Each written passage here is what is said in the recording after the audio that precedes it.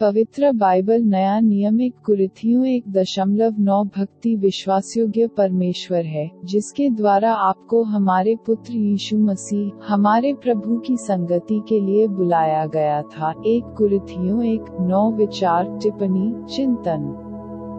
ईश्वर विश्वासयोग्य है, अर्थात ईश्वर सच्चा और स्थिर है और अपने वचनों का पालन करेगा। वह धोखा नहीं देगा, वह वादा नहीं करता है और फिर निष्पादित करने में विफल रहता है। वह ऐसा कुछ भी शुरू नहीं करेगा जिसे वह पूर्ण नहीं करेगा और समाप्त हो जाएगा। परमेश्वर की विश्वासशीलता का विचार यहाँ प्रस्तुत करने का पौल का उद्देश्य यह विश्वास करने का कारण दिखाना है कि कुरिन्थ में ईसाइयों को अनंत जीवन के लिए रखा जाएगा। वे जो सबूत देंगे वह परमेश्वर की वफादारी पर निर्भर करेगा और प्रेरितों का तर्क यह है कि जैसा कि उनके द्वारा उनके पुत्र की संगति के लिए उन्हें बुलाया गया था, उनके चरित्र की ईमानदारी से यह निश्चित हो जाता है कि उन्हें शाश्वत जीवन में रखा जाएगा। वही विचार जो उसने फिलेमोन 1:6 में प्रस्तुत किया था, उस पर भरोसा करते हुए जिसने भी आप में एक अच्छा काम शुरू किया है, वह भी यीशु मसीह के दिन तक करेगा। आपको बुलाया गया है। यहाँ शब्द केवल एक निमंत्रण या जीवन की पेशकश को संदर्भित नहीं करता है,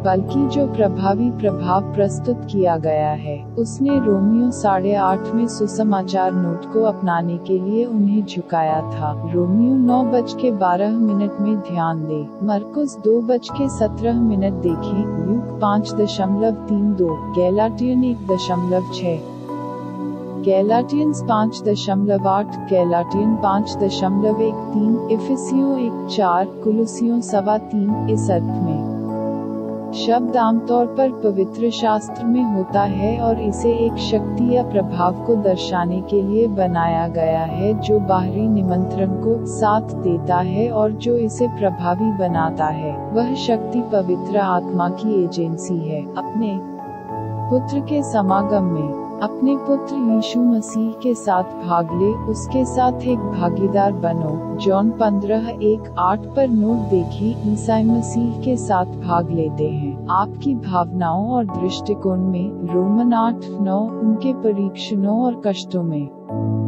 उनके समान प्रलोभनों और परीक्षणों के अधीन। 1 पत्रस 4:13 आनंदित रहो क्योंकि तुम मसीह के कष्टों में सहभागी हो। कुलुसियों 1:24, फिलेमोन 31:0 विरासत और गौरव की अपनी विरासत में जो आपको इंतजार कर रहा है। रोमियो 8:17 और यदि बच्चे हैं तो उत्तराधिकारी, परमेश्वर के उत्तराधिकारी और मसीह के साथ संयुक्त उत्तराधिकारी हैं। 1 पत्रस 1:4 पुनरुत्थान और भविष्य के गौरव में उनकी विजय में। मैथ्यू शाम के 7:28 आप जो उत्थान में मेरा पालन करते हैं। जब मनुष्य का पुत्र अपनी महिमा के सिंहासन पर बैठता है तो आप भी इज़राइल के 12 जनजातियों को देखते हुए 12 सिंहासन पर बैठेंगे।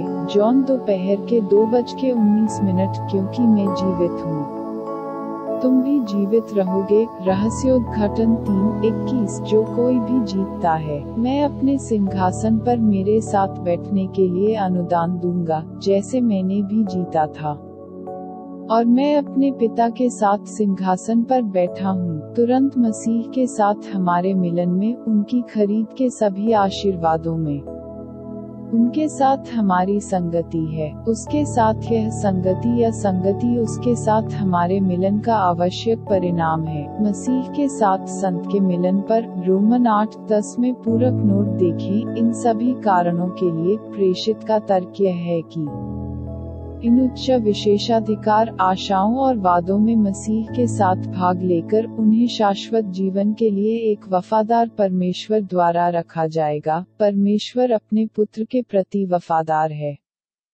और वह उन सभी के लिए वफादार होगा जो उसके साथ एकजुट हैं। इसलिए संतों की दृढ़ता का तर्क निश्चित है। विश्वास की स्वीकारोक्ति मैं अपने पाप को स्वीकार करता हूँ और उसकी माफी मांगता हूँ।